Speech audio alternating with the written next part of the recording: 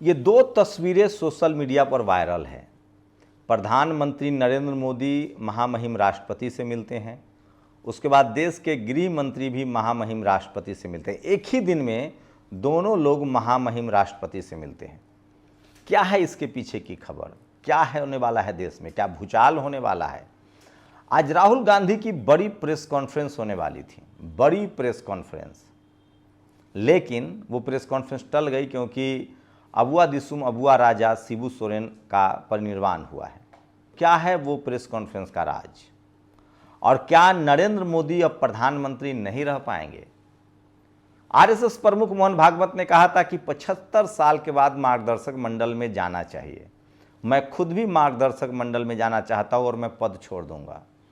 तो क्या नरेंद्र मोदी को प्रधानमंत्री पद छोड़ना पड़ेगा? क्या आरएसएस अपना अध्यक्ष चाहता है? और क्या उपराष्ट्रपति भी अब आरएसएस का होगा? पहली बार नरेंद्र मोदी और अमित शाह की जोड़ी, जिसको मीडिया ने क्या क्या नहीं तमगा दिया है, वो फंसी हुई है। इस जोड़ी का क्या है प्लानिंग और क्या करेगा आरएसएस, इस वीडियो में समझिए। नमस्कार, मैं शंभू कुमार सिंह और आप देख रहे हैं नेशनल दस्तक। कौन होगा देश का अगला उपराष्ट्रपति? अभी देश में उपराष्ट्रपति नहीं है। जगदीप धनखड़ के साथ क्या क्या हुआ आप नहीं समझ पाएंगे। सोचिए, वो किसान समाज से थे, जाट समाज से, बहुजन समाज से। उन्होंने क्या क्या नहीं किया बीजेपी के लिए। जब गवर्नर थे पश्चिम बंगाल का तो जमकर बीजेपी के लिए राजनीति की। जब उपराष्ट्रपति बनाए गए तो भी उन्होंने बीजेपी के लिए राजनीति की। संवैधानिक पद पर रहने के बावजूद सारी सीमाएं तोड़ दी। लेकिन पता नहीं अमित शाह और मोदी को क्या खटक गया, उनका इस्तीफा ले लिया गया। कहा गया वो अब तक बीमार हैं। सोचिए, सारंगी याद है जिस सांसद को चोट लगने की बात कही गई थी? बीजेपी का कौन नेता नहीं था जो मिलने गया था? लेकिन इस्तीफा के बाद एक बयान तक नहीं आया है। किनका? धनखड़ साहब का। और यही तरीका है अमित शाह और मोदी के पॉलिटिक्स करने का। लेकिन अब इसी तरीके के गिरफ्त में नरेंद्र मोदी आने वाले हैं। मैं बताऊंगा इस वीडियो में कि अगला उपराष्ट्रपति कौन होगा।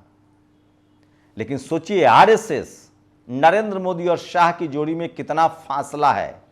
और अब आरएसएस के निशाने पर खुद नरेंद्र मोदी है। कहा जा रहा है कि उपराष्ट्रपति के चुनाव में सांसद वोट डालते हैं, राज्यसभा और लोकसभा का। आपको बता दें कि जैसे हम लोग एमएलए एमपी चुनते हैं, एमएलए एमपी विधायक और मुख्यमंत्री चुनते हैं, राष्ट्रपति गवर्नर की नियुक्ति करती हैं, राष्ट्रपति जजों की नियुक्ति करती हैं, कोलिजियम वाले जजों की। उसी तरह से राष्ट्रपति का जब चुनाव होता है तो लोकसभा विधानसभा के भी लोग विधायक और एमपी चुनाव वोट डालते हैं। लेकिन उपराष्ट्रपति के चुनाव में सिर्फ और सिर्फ राज्यसभा और लोकसभा के एमपी वोट डालते हैं।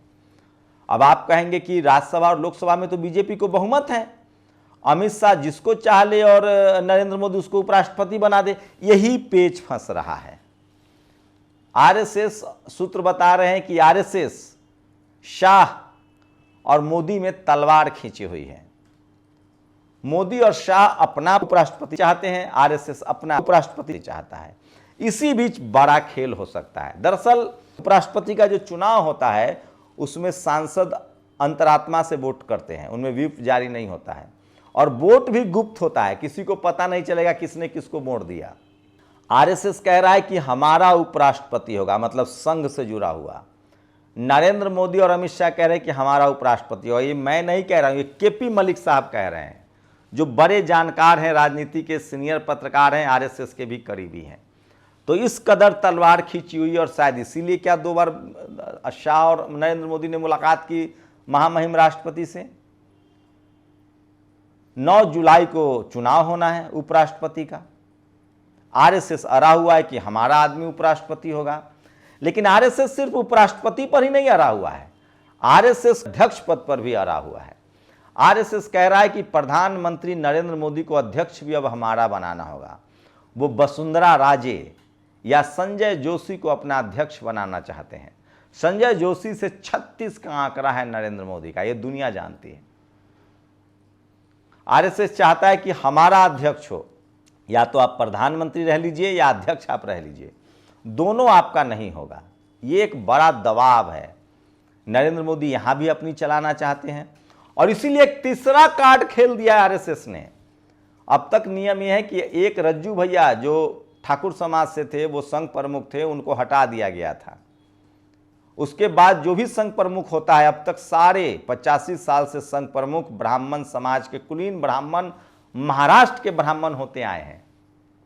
अब ये कर्ज आरएसएस उतारना चाहता है और आरएसएस चाहता है कि अब इस देश का प्रधानमंत्री संघ के बैकग्राउंड का कोई ब्राह्मण समाज से हो। पहली चॉइस नितिन गडकरी हो सकते हैं, दूसरी चॉइस देवेंद्र फडणवीस हो सकते हैं और तीसरी चॉइस योगी आदित्यनाथ हो सकते हैं। तो क्या आरएसएस अब नरेंद्र मोदी को भी भेजने वाला है? कहां? जहां वाजपेयी, जोशी, आडवाणी को भेज दिया गया था मार्गदर्शक मंडल में। इसी को कहते हैं ज्ञात वनवास। एक होता है अज्ञात वनवास, यह होता है ज्ञात वनवास। तो सोचिए, जिस नरेंद्र मोदी ने ओबीसी के नाम पर आरएसएस को सत्ता दिलाई, आज चपरासी से लेकर चीफ जस्टिस के पदों पर आरएसएस के लोग छाए हुए हैं। हर college, university, media, DD News, सब जगह आरएसएस बैकग्राउंड के लोग भरे जा रहे हैं। दलित, पिछड़े, किसान, आदिवासी, अल्पसंख्यकों को नॉट फाउंड सुटेबल कहा जा रहा है। आरएसएस की नीति के हिसाब से स्कूलें बंद हो रही है, विज्ञान खत्म हो रहा है।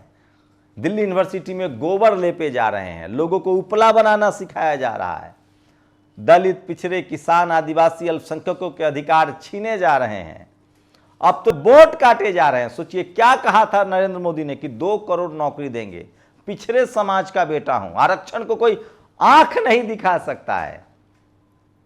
लीजिए, सारी सरकारी नौकरियां ही खत्म हो गई। एसएससी के बच्चे धरना दे रहे हैं। 2 करोड़ नौकरी के बदले नौकरियां खत्म हो गई, देश तबाह हो रहा है। कहा था मुसलमानों का पेपर चेक करेंगे, 65 लाख हिंदुओं का बिहार में नाम कट गया। उसमें सबसे ज्यादा कृष्णवंशी और यदुवंशी हैं भाई साहब।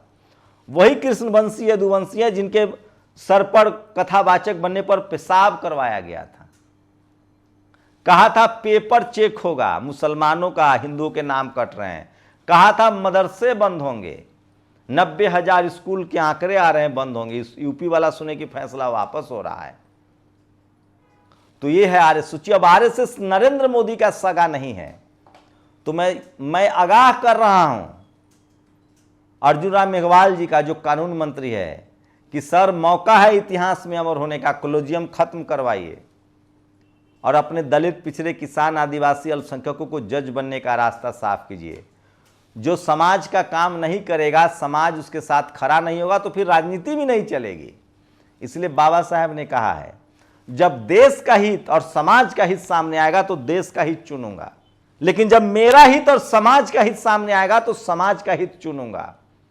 तो तमाम जो बीजेपी के सांसद हैं, गठबंधन के लोग हैं, चाहे वो चिराग पासवान हो, मांझी जी, मैं तो दलित पिछड़ों से ही रिक्वेस्ट करूंगा, मांझी जी, चिराग पासवान जी, नीतीश कुमार जी, जगिए। जो आरएसएस मोदी का न हुआ, धनखड़ का न हुआ, वो आपका होगा।